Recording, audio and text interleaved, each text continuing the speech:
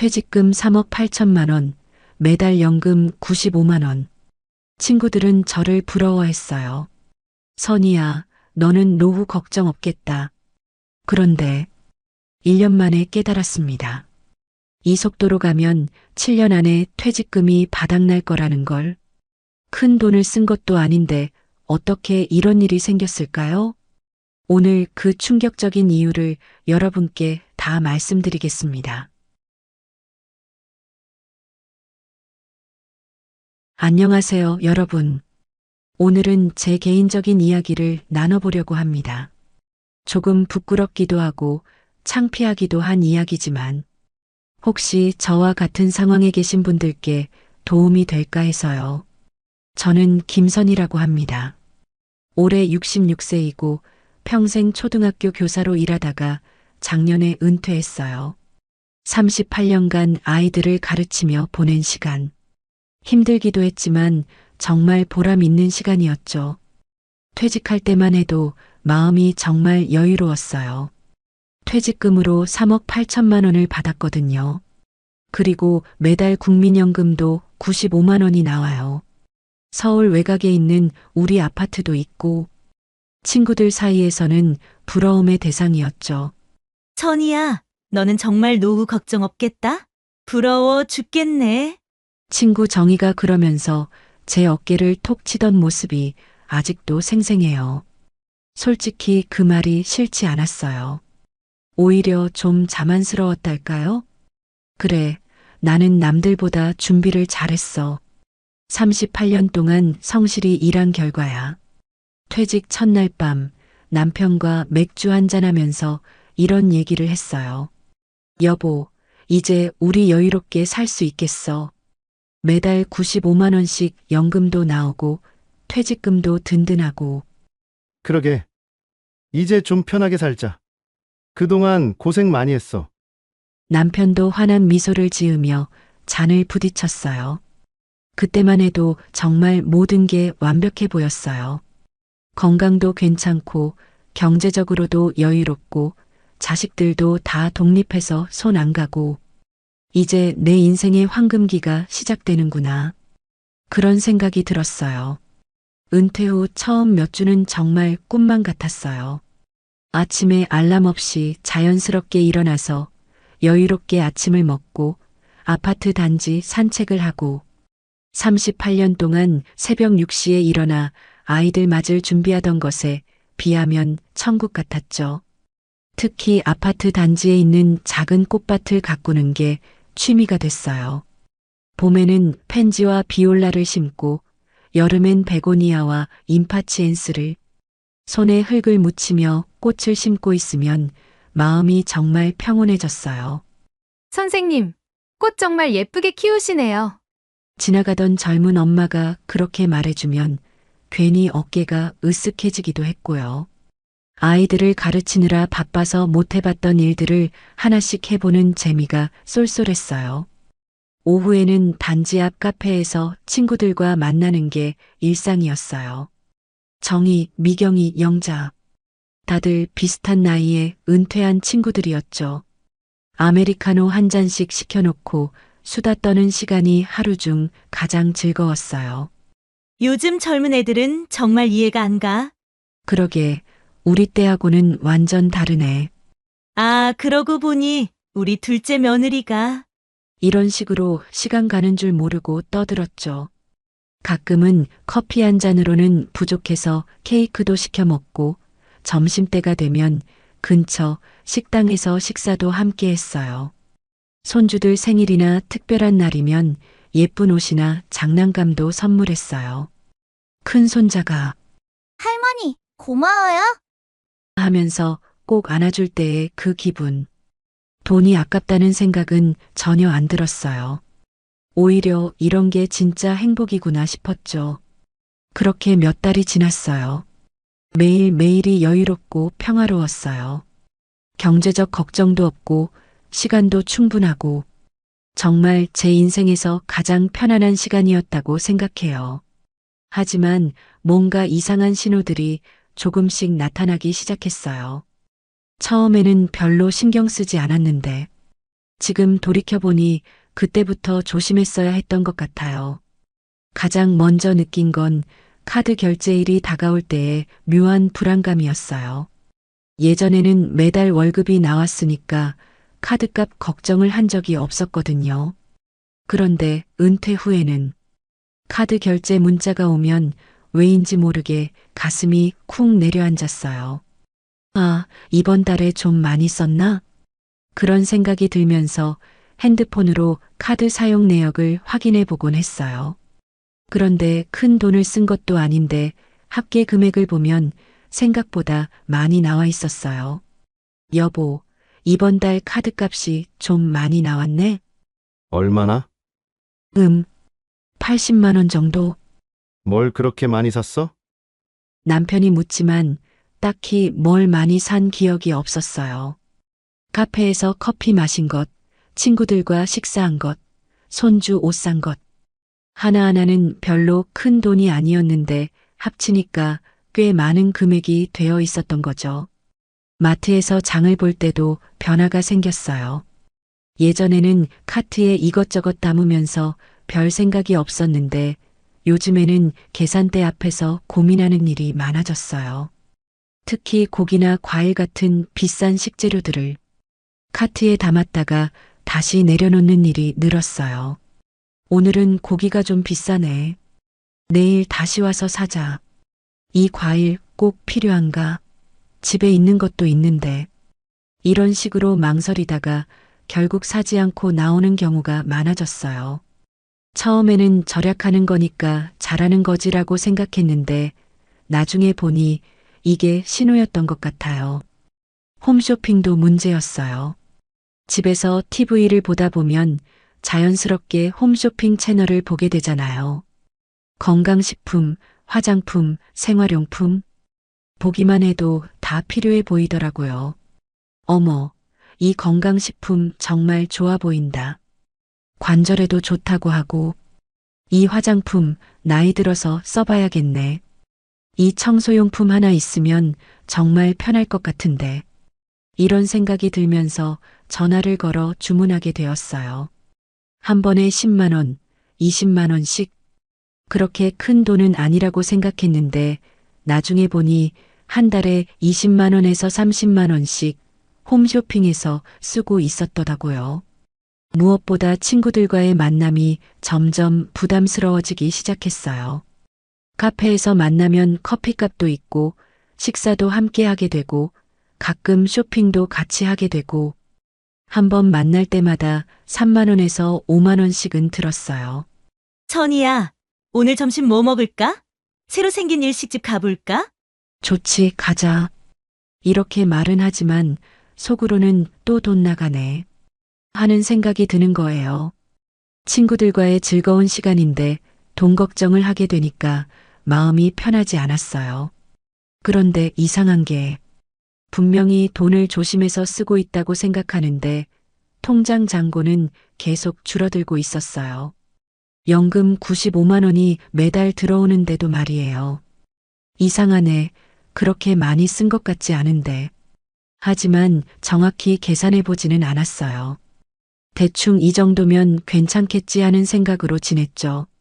지금 생각해 보면 그때부터 제대로 가계부를 써봤어야 했는데 그냥 대충 넘어갔던 것 같아요. 남편도 비슷한 상황이었어요. 은퇴 후 시간이 많아지니까 골프도 자주 치고 친구들과 술도 자주 마시고 여보, 요즘 용돈이 좀 부족해. 얼마나 더 필요해? 한 20만 원 정도? 이런 대화가 한 달에 한두 번씩은 있었어요. 처음에는 퇴직금도 있고 연금도 나오는데 뭐 이 정도야 했는데 점점 횟수가 늘어나더라고요. 하지만 여전히 심각하게 받아들이지는 않았어요. 일시적인 현상이겠지. 좀 지나면 괜찮아질 거야. 그런 생각으로 넘어갔죠. 진짜 문제를 깨달은 건 옆집 박 여사 때문이었어요. 어느 날 엘리베이터에서 마주쳤는데 표정이 좀 심각해 보이더라고요. 천희 씨, 잠깐만. 혹시 괜찮으면 우리 집에서 차 한잔 할까요? 네, 좋아요. 박 여사 집에서 차를 마시면서 그분이 하신 말씀이 지금도 잊을 수가 없어요. 나 이상하게 돈이 자꾸 줄어요. 큰 돈을 쓴 것도 아닌데. 선희 씨도 그런 적 있어요? 그 말을 듣는 순간 뭔가 서늘한 기분이 들었어요. 사실 저도 같은 고민을 하고 있었거든요. 하지만 다른 사람 입을 통해서 들으니까 더 현실적으로 다가왔어요. 사실 저도 요즘 그런 생각을 했어요. 별로 쓴 것 같지 않은데 통장 잔고가 계속 줄어들더라고요. 그죠? 나만 그런 게 아니었구나. 혹시 뭐 때문인지 아세요? 글쎄요. 정확히는 모르겠어요. 박 여사와 헤어진 후 집으로 돌아와서 그제야 제대로 통장을 들여다봤어요. 인터넷 뱅킹을 켜고 지난 한 달간의 지출 내역을 하나하나 확인해 봤죠. 정말 깜짝 놀랐어요. 제가 생각했던 것보다 훨씬 많은 돈이 나가고 있었거든요. 카페와 외식비가 18만 원. 매주 두세 번씩 친구들과 만나서 커피 마시고 밥 먹고 한 번에 5만 원 정도씩 쓰니까 한 달에 이 정도가 나올 수밖에 없었어요. 홈쇼핑은 더 심각했어요. 25만 원이나 되더라고요. 건강식품 15만 원, 화장품 6만 원, 청소용품 4만 원. 하나하나는 꼭 필요해서 산 것 같았는데 합치니까 이렇게 큰 금액이 되어 있었어요. 손주들 용돈과 선물비로 30만 원, 큰 손자 생일 선물로 10만 원, 작은 손자 옷으로 8만 원, 명절 용돈으로 각각 6만 원씩. 사랑하는 손주들을 위한 거라 아깝지 않았는데 역시 합계를 보니까 만만치 않았어요. 그리고 각종 자동 결제가 15만 원. 휴대폰, 인터넷, 케이블 TV, 보험료, 아파트 관리비. 이건 어쩔 수 없는 고정 비용이지만 역시 만만치 않은 금액이었죠. 이것저것 다 합치니까 88만 원이 나왔어요. 연금이 95만 원이니까 7만 원만 남는 거예요. 그런데 여기에 포함되지 않은 것들도 있었어요. 마트에서 장 보는 비용, 병원비, 교통비, 옷이나 생필품 사는 비용. 아, 이래서 퇴직금에서 자꾸 빼쓰고 있었구나. 그제야 상황을 제대로 파악할 수 있었어요. 연금만으로는 턱없이 부족해서 매달 퇴직금에서 50만 원에서 100만 원씩 빼쓰고 있었던 거예요. 계산기를 두드려 봤어요. 이 속도로 가면 5년? 아니면 더 빨리 퇴직금이 바닥날 수도 있겠더라고요. 특히 병원비나 급작스러운 지출이 생기면 더 빨라질 수도 있고요. 남편에게 이 사실을 말했어요. 여보, 우리 큰일 났어. 왜? 무슨 일이야? 지난달 지출을 계산해 봤는데 연금으로는 턱없이 모자라. 매달 퇴직금에서 빼쓰고 있었어. 남편도 깜짝 놀라더라고요. 진짜? 얼마나 모자라는데? 한 달에 적어도 50만 원은 더 들어가고 있어. 이런 식으로 가면 몇 년 안에 말을 끝내지 못했어요. 너무 무서운 현실이었거든요. 그날 밤 잠이 안 왔어요. 천장을 보고 누워서 계속 생각했어요. 어쩌다 이렇게 됐을까? 분명히 절약한다고 생각했는데. 문제는 하나하나는 작은 지출이라서 별로 신경 쓰지 않았다는 거였어요. 커피 한 잔, 홈쇼핑 상품 하나, 손주 선물. 각각은 크지 않은 돈이었는데 합치니까 이렇게 큰 금액이 되어 있었던 거죠. 더 무서운 건 이런 패턴이 계속될 거라는 점이었어요. 친구들과의 만남을 끊을 수도 없고 손주들에게 용돈 주는 것을 중단할 수도 없고 그러면 계속해서 퇴직금이 줄어들 수밖에 없는 구조였어요. 이대로 가면 정말 늙어서 가난하게 살게 되는 건가?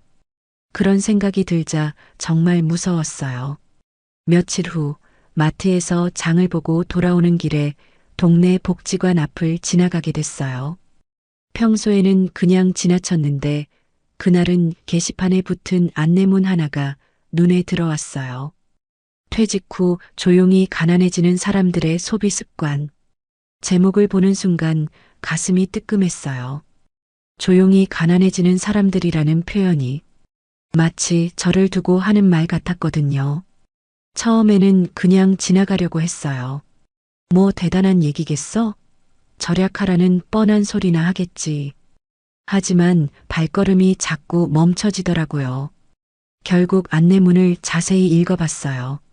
일시 2024년 11월 15일 오후 2시 장소 복지관 2층 강의실 강사.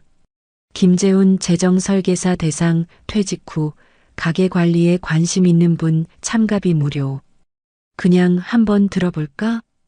다음날 오후 2시 복지관 강의실에 갔어요. 생각보다 많은 분들이 와 계시더라고요. 20여 명 정도 되는데 대부분 저와 비슷한 또래였어요. 다들 진지한 표정으로 앉아 계셨죠. 강사는 40대 초반 정도 되어 보이는 남성이었어요. 정장을 깔끔하게 차려입고 자료를 잘 준비해서 온 모습이 전문적으로 보였어요. 안녕하세요. 오늘 귀한 시간 내서 와주셔서 감사합니다.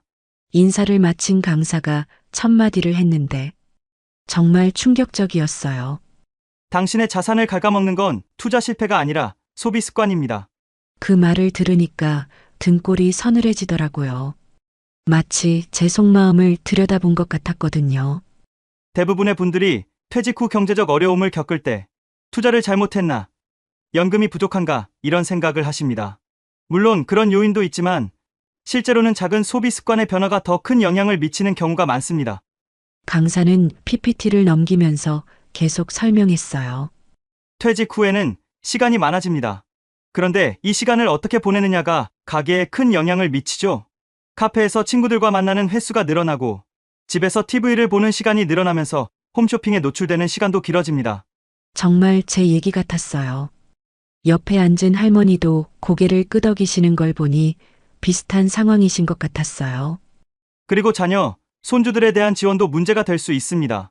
현역 시절에는 월급이 꾸준히 들어왔기 때문에 이 정도야 뭐 하고 넘어갔던 지출들이 퇴직 후에는 큰 부담이 될 수 있거든요. 강의실이 조용해졌어요. 다들 진지하게 듣고 계셨죠. 저도 메모하면서 열심히 들었어요. 오늘은 구체적으로 어떤 소비 습관들이 문제가 되는지, 그리고 어떻게 개선해 나갈 수 있는지 말씀드리겠습니다. 강사가 다음 슬라이드를 넘겼는데 거기에 적힌 내용을 보고 정말 깜짝 놀랐어요. 퇴직 후 가게를 위험에 빠뜨리는 3가지 함정. 사소한 외식과 모임의 반복. 무료함과 외로움 속 충동 쇼핑. 기준 없는 자녀 손주 지원. 3가지 모두 제가 하고 있는 일들이었어요. 마치 제 일상을 지켜본 후 만든 것 같았죠. 강의실에서 작은 웅성거림이 들렸어요. 저뿐만 아니라 다른 분들도 비슷하게 느끼신 것 같았어요. 이 3가지는 개별적으로는 큰 문제가 아니에요. 하지만 복합적으로 작용하면서 가게에 큰 구멍을 뚫을 수 있습니다. 특히 이런 패턴이 몇 년간 지속되면 강사가 계산기를 두드리면서 보여준 예시가 충격적이었어요. 월 100만 원씩 더 지출하면 5년 후에는 6천만 원이 사라진다는 계산이었죠. 정말 우리 집 얘기네. 강의가 끝날 때까지 정말 집중해서 들었어요. 1시간 반 동안 한 번도 딴 생각을 하지 않았던 것 같아요. 강의의 핵심 부분이 시작됐어요. 강사가 3가지 함정에 대해 자세히 설명하기 시작했거든요. 첫 번째 함정은 사소한 외식과 모임의 반복입니다. 강사가 화면에 그래프를 보여줬어요. 퇴직 전후의 외식비 변화를 나타낸 그래프였는데 퇴직 후에 오히려 외식비가 늘어나는 패턴을 보여주고 있었어요. 현역 시절에는 직장에서 점심을 해결하고 바빠서 친구들과 자주 만나지 못했죠. 그런데 퇴직 후에는 시간이 많아지면서 모임의 횟수가 급격히 늘어납니다. 주 1회였던 모임이 주 2, 3회가 되고 정말 제 얘기였어요. 현역 시절에는 한 달에 한두 번 정도 친구들과 만났는데 퇴직 후에는 거의 매주 2-3번씩 만나고 있었거든요. 문제는 매번 만날 때마다 어디선가 돈을 쓰게 된다는 점입니다.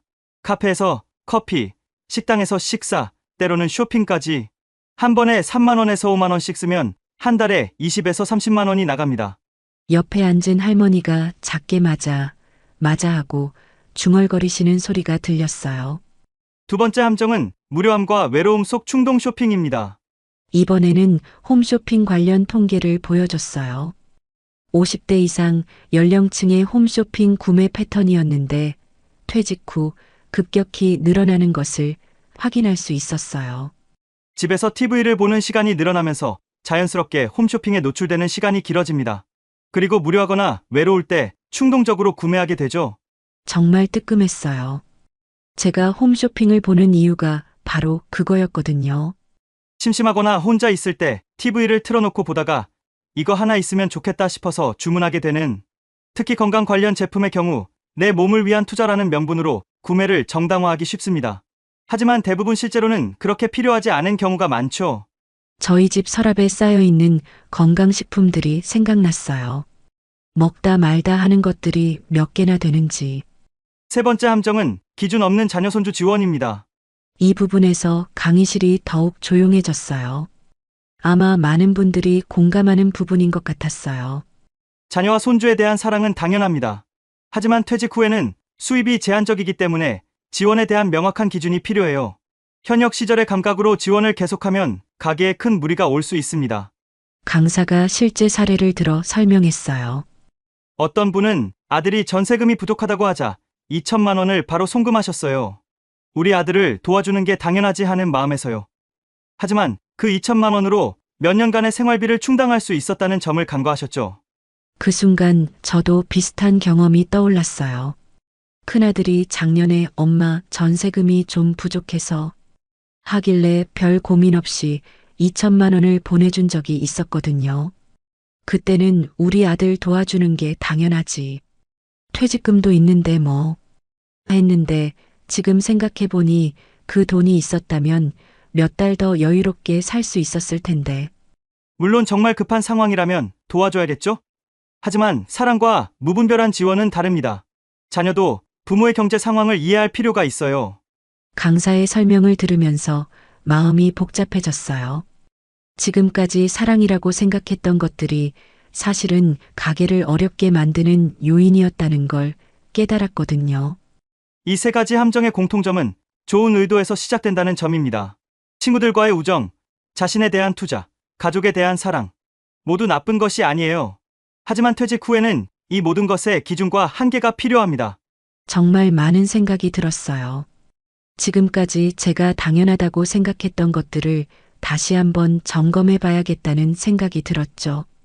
강의가 끝나고 집으로 돌아오는 길, 머릿속이 복잡했어요. 강사가 한 말들이 계속 맴돌았거든요. 집에 도착해서도 한동안 멍하니 앉아 있었어요. 내가 지금까지 뭘 한 거지? 강의 내용을 곰곰 생각해 보니까 제가 돈을 쓰는 패턴이 보이기 시작했어요. 외로우면 카페에 나가서 친구들을 만나고, 심심하면 홈쇼핑을 보면서 물건을 사고, 미안한 마음이 들면 자식들이나 손주들에게 용돈을 주고, 결국 돈이 아니라 마음을 채우려는 소비였던 거죠. 외로움을 달래려고 친구들과 자주 만났어요. 집에 혼자 있으면 적적하잖아요. 그래서 정희야, 오늘 카페 갈래? 하고 전화를 걸게 되고, 그러면 자연스럽게 돈을 쓰게 되는 구조였던 거예요. 홈쇼핑도 마찬가지였어요. 시간이 많아지니까 TV를 보는 시간이 늘어났고, 별로 할 일이 없으니까 홈쇼핑을 보게 되고, 그러다가 이거 하나 있으면 내 생활이 더 나아질 것 같은데 하는 생각으로 주문하게 되는 거였죠. 손주들에게 용돈 주는 것도 감정적인 소비였어요. 멀리서 가끔 보는 손주들에게 미안한 마음도 있고, 할머니가 이런 건 해줘야지 하는 마음도 있고, 그런 마음을 돈으로 표현하고 있었던 거예요. 남편이 퇴근. 아니, 요즘은 퇴직했으니까 외출해서 돌아왔어요. 여보, 오늘 복지관 강의 어땠어? 정말 충격적이었어. 왜? 뭔 얘기 들었는데? 남편에게 강의 내용을 하나하나 설명해 줬어요. 3가지 함정 얘기부터 시작해서 우리가 지금까지 어떻게 돈을 써왔는지, 여보, 우리 이대로 가면 10년 안에 퇴직금이 바닥날 거야. 정확한 계산을 해보니까 더 심각했어요. 매달 100만 원 정도를 퇴직금에서 빼쓰고 있었는데 이런 속도라면 3억 8천만 원이 7, 8년이면 떨어질 수도 있었어요. 거기에 물가 상승이나 의료비 증가 같은 걸 고려하면 더 빨라질 수도 있고요. 남편도 처음에는 별로 심각하게 받아들이지 않는 것 같았어요. 뭐, 그래도 집도 있고, 연금도 나오는데, 그렇게까지 심각할까? 하지만 제가 계산해서 보여주니까 표정이 심각해지더라고요. 이런. 정말 이래? 응, 내가 몇 번 계산해 봤는데 맞아. 우리가 지금까지 너무 안일하게 생각했던 것 같아. 그날 밤 남편과 오랫동안 대화했어요. 우리가 지금까지 어떻게 살아왔는지, 앞으로는 어떻게 살아야 할지. 사실 나도 요즘 돈이 자꾸 나간다는 느낌이 있었어. 골프도 자주 치게 되고, 친구들하고 술도 자주 마시게 되고, 한 번에 10에서 20만 원씩 쓰니까 한 달이면 꽤 되더라고. 그러게, 우리 둘 다 너무 방심했던 것 같아. 결국 뭔가 변화가 필요하다는 결론에 도달했어요. 하지만 구체적으로 어떻게 해야 할지는 막막했어요. 친구들과의 만남을 아예 끊을 수는 없잖아. 그런데 만날 때마다 돈이 나가는 것도 부담스럽고, 손주들한테 용돈 안 줄 수도 없고, 그래도 뭔가 방법이 있을 거야. 강사가 해결책도 얘기했다고 했잖아. 남편 말이 맞았어요. 강사가 문제점만 지적한 게 아니라 해결 방안도 제시했었거든요. 그런데 그때는 충격이 너무 커서 제대로 기억하지 못했어요. 강의 자료를 다시 한번 꼼꼼히 읽어봐야겠다고 생각했어요. 다음 날부터 본격적으로 변화를 시작했어요. 강사가 제시했던 해결 방안을 바탕으로 우리 상황에 맞게 구체적인 원칙을 세워봤죠. 첫 번째 원칙은 외식과 모임을 월 2회로 제한하기였어요. 이전에는 일주일에 2~3번씩 친구들과 만났는데 이걸 한 달에 2번으로 줄이기로 했어요. 처음에는 친구들에게 어떻게 말해야 할지 고민이 많았어요. 선이야, 오늘 카페 갈래? 미안, 오늘은 집에 있을래. 다음에 만나자. 이렇게 몇 번 거절하니까 친구들이 의아해 하더라고요. 선이야, 왜 이렇게 안 나와? 몸이 안 좋아? 아니야, 그냥. 요즘 집안 정리할 게 많아서 정말 대답이 머뭇거려졌어요. 솔직히 말하기가 좀 부끄러웠거든요. 하지만 결국 용기를 내서 사실을 말했어요. 사실은 요즘 가게를 점검해 보니까 외식비가 너무 많이 나가더라고. 그래서 좀 줄여야 할 것 같아. 그런데 의외로 친구들의 반응이 좋았어요.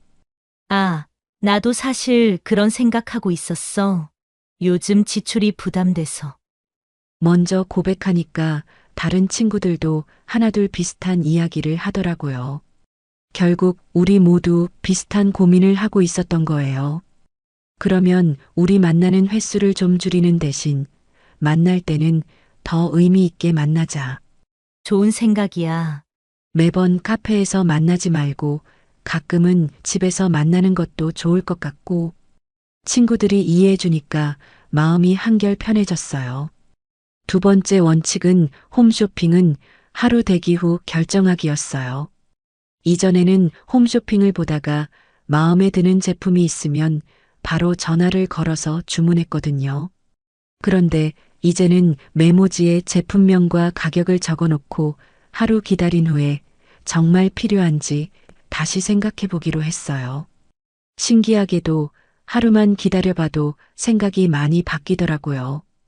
어제는 꼭 필요해 보였던 제품이 오늘 보면 굳이 없어도 되겠네 싶은 경우가 많았어요.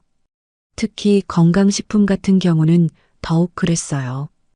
홈쇼핑에서 볼 때는 이거 먹으면 내 건강이 정말 좋아질 것 같은데 했는데 하루 지나서 보면 지금 먹고 있는 종합영양제도 있는데 굳이 이것까지 하는 생각이 들었죠. 그 결과 홈쇼핑 지출이 월 25만 원에서 5만 원으로 급격히 줄었어요. 정말 필요한 것만 사게 되니까 당연한 결과였죠.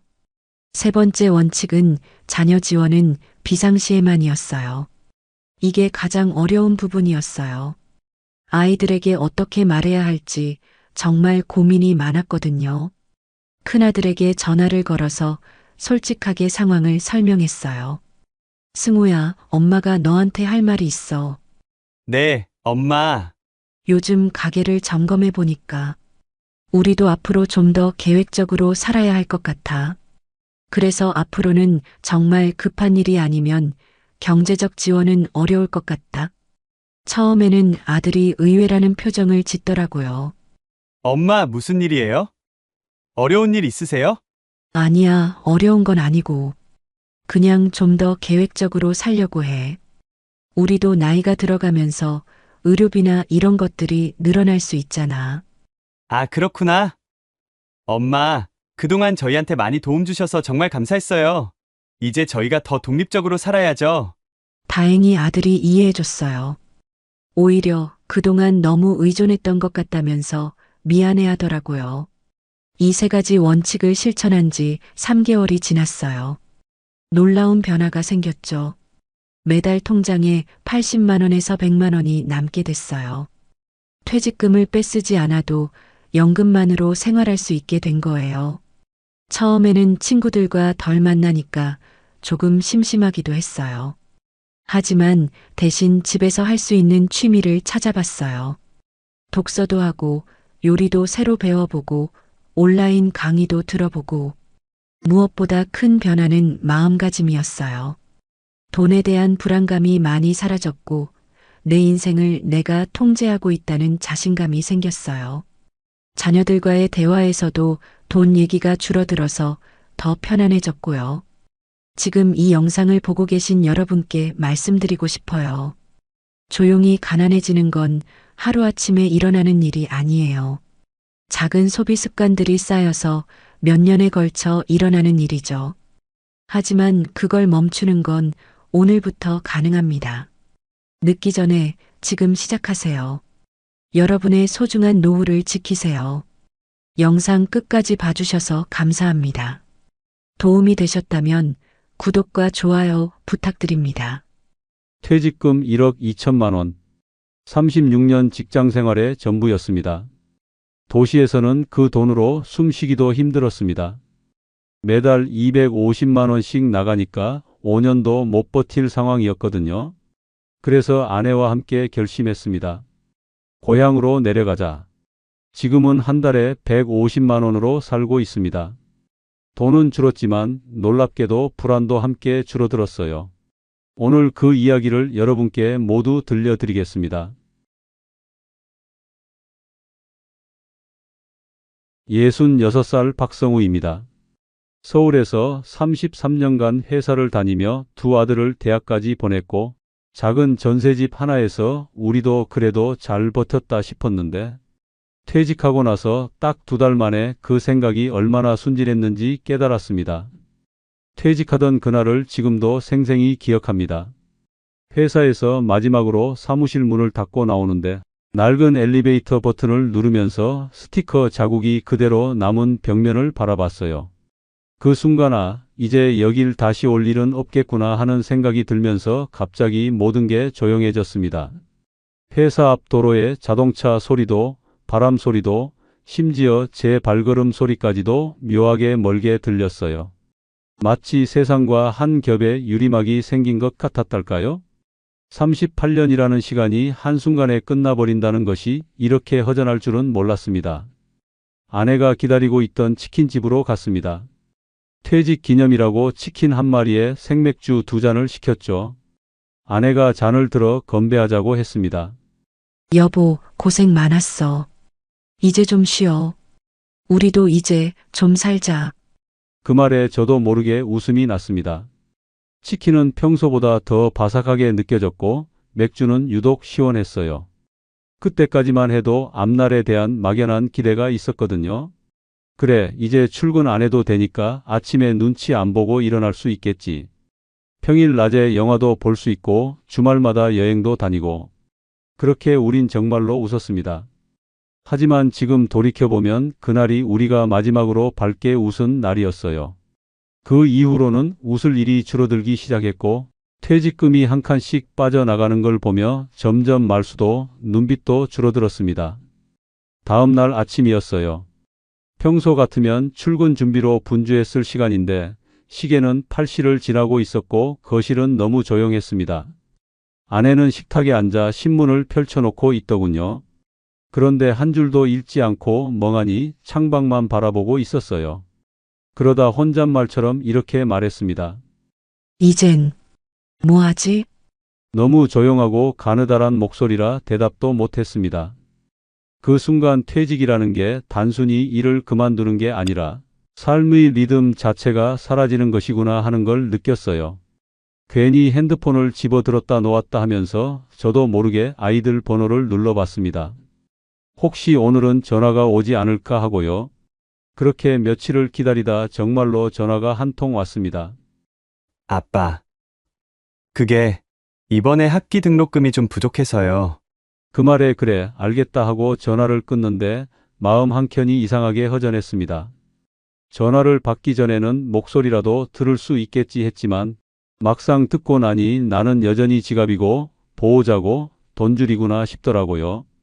그 후로 한 달에 나가는 돈을 다시 계산해 봤습니다. 관리비 20만 원, 병원비 30만 원, 보험료 35만 원, 교통비, 휴대폰, 식비까지 포함하니 그냥 숨만 쉬고 살아도 250만 원이 훌쩍 넘었어요. 퇴직금 1억 2천이 있었지만 이렇게 나가면 5년도 못 버티겠더라고요. 아내에게는 말도 못했습니다. 괜히 걱정시킬까 봐서요. 그냥 머릿속으로만 계산기를 두드리며 지금부터는 뭔가 바꿔야 한다는 걸 뼈저리게 느꼈습니다. 밤마다 침대에 누워서 천장을 바라보며 계산을 반복했어요. 1억 2천만 원을 250만 원으로 나누면 48개월, 4년. 그것도 아무것도 하지 않고 가만히 있을 때의 계산이었습니다. 갑작스러운 병원비라도 들면 더 빨라질 테고 아이들 일이라도 생기면 순식간에 줄어들 돈이었어요. 서울에서는 모든 게 가까웠습니다. 병원도 편의점도 마트도 5분 거리였고 쿠팡은 새벽에 시키면 아침에 왔죠. 엘리베이터 안에서도 사람 냄새가 가득했고 필요한 건 뭐든 넘쳐났습니다. TV도 크고 인터넷도 빨랐고 냉장고엔 늘 반찬이 가득했어요. 그런데 마음 둘 곳은 없었습니다.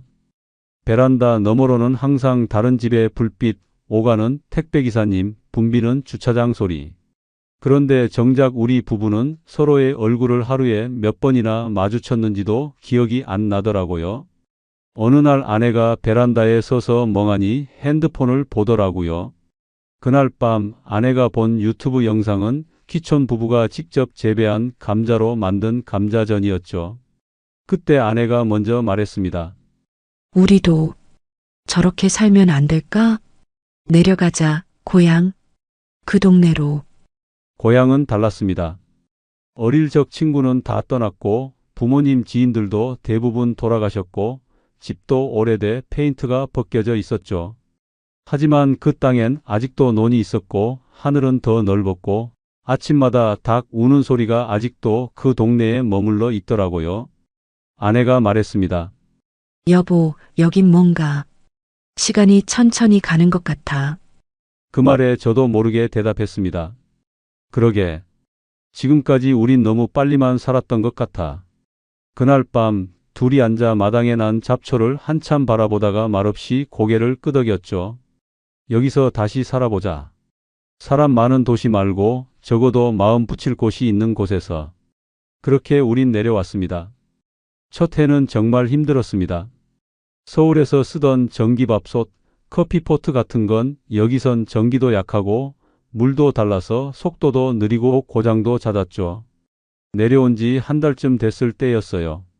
마당 옆에 잡초가 무릎까지 자라 있었는데 낫으로는 도저히 감당이 안 되더라고요. 서울에선 상상도 못했던 일이었죠. 그래서 결심했습니다. 예초기 하나 사자. 기계 힘을 빌려야겠다. 인터넷 중고 마켓을 뒤졌고 거의 새 거 한 번만 사용이라는 말에 혹해서 13만 원짜리를 샀습니다. 근데 그게 시작이었죠.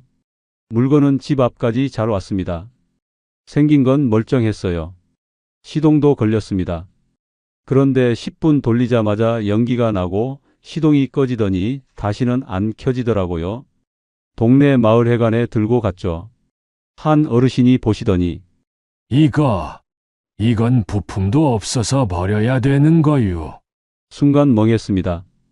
그러더니 한 말씀 더 하시더라고요. 기계는 말이여, 사람처럼 속 안 보여도 병이 있다니까. 웃음도 났지만 그날 기분은 참 묘했어요. 13만 원도 아까웠지만 도시에서의 감각으론 여긴 안 통하겠구나 싶었습니다. 그 후로는 모든 동네 분들께 먼저 물어봅니다. 형님, 이건 어디서 사면 좋을까요? 이건 중고 괜찮을까요? 그분들의 조언 하나하나가 13만 원짜리 교육비보다 훨씬 값진 정보였어요. 여름이 시작될 무렵이었어요. 첫 농작물을 심고 나서 올해는 제법 먹을 게 나오겠구나 하고 아내랑 기대에 부풀어 있던 어느 날 아침 상추잎이 구멍투성이가 되어 있더라고요. 이게 뭐야? 어제까진 멀쩡했는데? 자세히 보니 작은 벌레들이 줄지어 앉아 있었습니다. 물도 뿌려보고 식초도 뿌려봤지만 소용없더라고요. 결국 동네 어르신께 물었더니 한마디 하시더라고요. 거 봐요, 농사는 사람이 하는 게 아니라 벌레랑 하는 거라니까. 그 말이 귀에 딱 박혔습니다. 아내는 그날부터 매일 새벽에 손으로 벌레를 잡기 시작했어요. 이마에 땀이 맺힌 채 이 상추는 내가 지킨다는 표정으로요. 그 모습을 보면서 생각했어요. 서울에서는 마트에서 2,000원이면 살 수 있는 상추였는데 여기서는 매일 새벽마다 전쟁을 치러야 하는 귀한 것이구나. 또 한 번은 새로 심은 고구마 줄기 근처가 자꾸 쑥 꺼지는 거예요. 삽으로 파보니 땅속이 완전 두더지 터널이었습니다. 헉, 얘가 이걸 다 파고 다녔다고? 고구마 싹이 죄다 들려 있었고 몇 개는 통째로 사라졌더라고요. 인터넷 찾아보니 두더지 퇴치 스프레이, 장치, 울타리까지 온갖 제품을 사봤는데도 안 통하더라고요. 결국 마을 어르신이 하나 알려주셨어요. 막대기 하나 박아두고 그 위에 페트병을 거꾸로 끼워봐요. 바람 불면 흔들리는 소리에 도망간다니까. 진짜로 그걸 해봤습니다. 처음엔 민망했는데 효과가 있긴 하더라고요. 두더지 터널이 줄기 시작했습니다. 그걸 보고 아내가 한마디 했습니다. 여보, 이제 우리도 반쯤은 농사꾼이네. 그리고 결정타는 고란이었습니다. 잘 자라던 고추밭이 하룻밤 사이에 엉망이 되어 있었어요. 처음엔 사람 소행인 줄 알았는데 마당 옆 풀숲에 발자국이 선명했죠. 동네 분이 그러시더라고요. 고란이요. 요즘 야산에 먹을 게 없어서 마을까지 내려와요. 그날 이후 우리는 고추밭에 줄을 치고 반짝이 테이프를 달고 아내는 바람 불 때마다 테이프가 흔들리는지 확인하러 나갔습니다. 그러면서도 그래도 귀엽긴 해. 하고 웃더라고요. 저는 속이 터졌는데요. 벌레, 두더지, 고라니. 귀촌전엔 이름만 들어봤던 것들과 이렇게 가까워질 줄은 몰랐습니다. 하지만 그 덕분에 배웠어요. 자연과 싸우려 하지 말고 조금은 함께 살아야 하는 거구나. 그걸 알게 되니 마음도 한결 편해졌습니다. 귀촌하고 처음 맞은 겨울. 생각보다 힘든 게 많았습니다. 서울에선 한겨울에도 반팔 입고 돌아다니는 사람들이 있었는데 여긴 아침에 눈 떠보면 보일러 배관이 얼어있는 날이 다반사였죠. 장보러 나가려고 해도 버스는 하루에 한 번, 시간 못 맞추면 하루를 그냥 날려야 했습니다. 그때 절실히 느꼈어요. 귀촌할 땐 이 세 가지만큼은 꼭 준비해야 한다. 첫 번째는 차량입니다.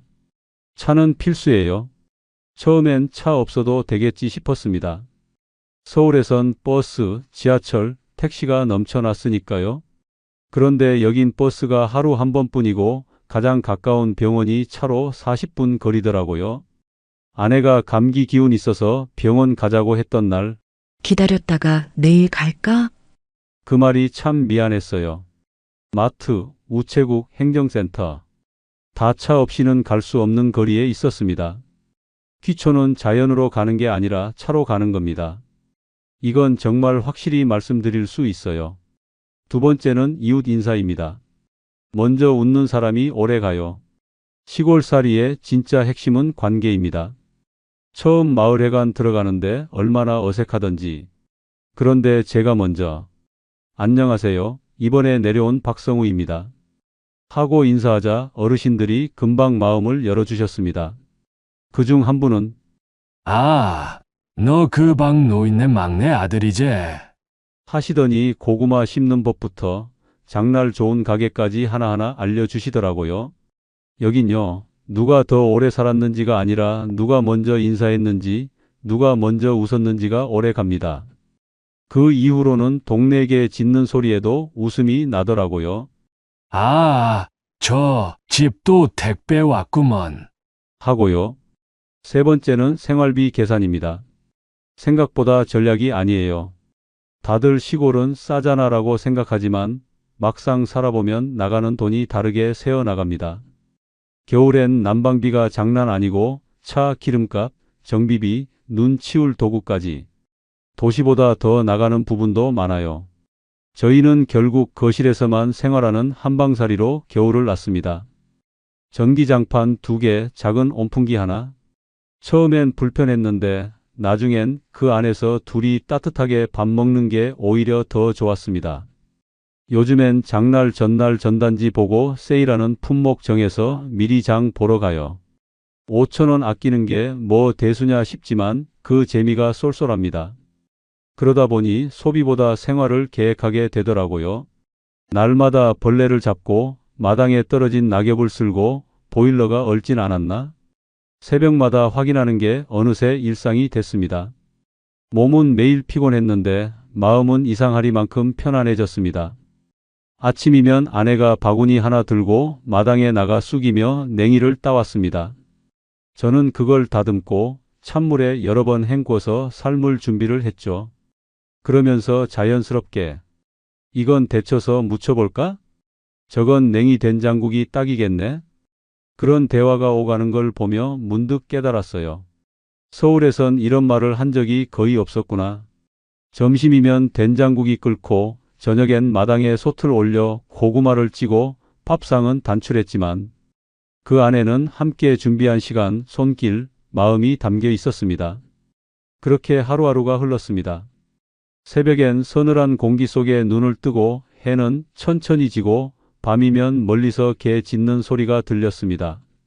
서울에선 불편했던 그 소리가 여긴 살아있다는 실감처럼 들렸습니다. 그러던 어느 봄날 텃밭에 작은 하얀 꽃이 피었어요. 우리가 심은 것도 아니고 일부러 가꾼 것도 아닌데 마른 흙 사이로 조용히 고개를 내밀더라고요. 아내가 한참 그 꽃을 바라보다 조용히 말했습니다. 여보, 여긴 피는 것도 다르게 피네. 며칠 뒤 우리가 처음으로 키운 상추를 수확했습니다. 마트에서 2,000원이면 살 수 있는 상추지만 그날은 달랐습니다. 아침마다 물 주고 장맛비에 우산 씌워가며 정성을 다해 키운 우리 상추였거든요. 아내는 된장을 풀고 저는 쌈장을 만들었습니다. 상추 한 장에 밥 한 숟갈, 된장 살짝 쓱쓱 바르고 아내가 그걸 제 입에 넣어주며 말했어요. 여보, 우리 서울 살 땐 이런 거 못했지? 순간 울컥했습니다. 그냥 밥을 먹는 건데? 그냥 상추 한 장인데? 왜 이렇게 뭉클했을까요? 느리고 조용한 하루. 처음엔 낯설기만 했던 그 하루가 어느새 우리 부부를 따뜻하게 감싸고 있었습니다. 지금은 한 달에 150만 원 정도로 살아갑니다. 넉넉하진 않지만 놀랍게도 부족하진 않습니다. 식비는 한 달에 50만 원. 장은 주로 장날에 보고 나물이나 반찬은 되도록 우리가 직접 만듭니다. 된장, 고춧가루, 쌀은 이웃이나 지인 통해 나누기도 하고요. 공과금은 15만 원. 예전처럼 방마다 전기 틀지 않고 겨울엔 한방에서 전기장판으로 지냅니다. 불편하지만 그게 우리에겐 따뜻함이 되었어요. 병원비는 평균 20만 원. 조금 아프면 참고 약은 될 수 있으면 한 번 더 생각하고 삽니다. 물론 무리하면 안 되지만 몸도 마음도 전보다 더 건강해졌다는 걸 느껴요. 차량 유지비는 30만 원. 마트도 병원도 시장도 다 차로 움직여야 하니까 기름값, 정비비는 필수예요. 그래도 차가 있어 우린 이 동네를 살 수 있었습니다. 나머지 35만 원은 잡비와 용돈. 작은 생필품, 옷 하나, 손주 간식, 그리고 가끔 아내와 마시는 따뜻한 커피 한 잔. 큰 돈은 없습니다. 하지만 크게 쓸 일도 없습니다. 도시에서는 이번 달 카드값 어떻게 막지? 그런 걱정이 늘 머릿속에 있었는데 지금은 이 돈이면 다음 달도 무난히 지나겠구나. 그 생각 하나로 마음이 놓입니다. 남들처럼 살지는 못하지만 남들보다 덜 불안합니다. 우리에게 중요한 건 많이 갖는 삶이 아니라 조금 덜 흔들리는 하루였던 거죠. 서울에서 살 땐 아내랑 말을 잘 안 했습니다. 말을 안 한 게 아니라 할 틈이 없었던 거죠. 아침엔 출근하느라 바빴고 퇴근하면 피곤해서 각자 소파에 누워 TV만 봤습니다. 주말이면 장 보느라 정신없고 카드값 보험료 아이들 문제에 늘 말끝은 짧아지고 표정은 굳어졌습니다. 싸우진 않았지만 웃지도 않았습니다. 그게 더 슬펐죠. 그런데 지금은요. 같이 된장국을 끓이며 얘기합니다. 여보, 오늘 깻잎 따러 가자. 이따 저녁엔 감자전 부쳐줄게. 서로의 말에 눈을 마주치고 고개를 끄덕이고 가끔은 소리 내 웃기도 합니다. 도시에서는 시끄러운데 조용했고 여긴 조용한데 참 따뜻합니다. 퇴직금 1억 2천. 그게 제 전 재산이었습니다. 도시에서는 그 돈으로는 숨 쉬는 것도 조심스러웠습니다. 버는 건 끊겼고 나가는 건 끊이질 않았고 이 돈이면 얼마나 버틸 수 있을까? 매달 계산기만 두드리며 지냈던 시간. 그런데 지금은요. 한 달 150만 원이면 충분히 살아갑니다. 아끼며 살지만 참고 사는 건 아닙니다. 큰 걸 바라지 않게 되니 있는 것만으로도 괜찮다는 마음이 생겼고 마음이 편해지니 없어도 괜찮은 삶이 찾아왔습니다. 돈은 줄었습니다. 하지만 불안도 함께 줄었습니다. 그리고 저는 그게 진짜 변화였다고 생각합니다. 귀촌이 쉽진 않습니다. 생각보다 불편하고 TV에서 보는 전원 생활처럼 그렇게 반짝이지도 않아요. 하지만 분명한 건 있습니다. 내려놓는 법을 배우게 됩니다. 내려와서야 알게 됐습니다. 불안은 돈이 없어서 생기는 게 아니라 남들과 비교하며 살기 때문에 생긴다는 걸요. 이제는 누가 얼마나 가졌는지보다 내가 얼마나 덜 흔들리는지가 더 중요해졌습니다. 이 이야기가 지금 귀촌을 고민하고 계신 누군가에게 작은 힌트가 되었길 바랍니다. 어쩌면 당신도 덜 가지며 덜 불안한 삶을 꼭 필요했던 시간 속에서 찾을 수 있을지 모릅니다. 영상 끝까지 들어주셔서 감사합니다. 도움이 되셨다면 구독과 좋아요 눌러주시고 유익한 정보 매주 받아보세요.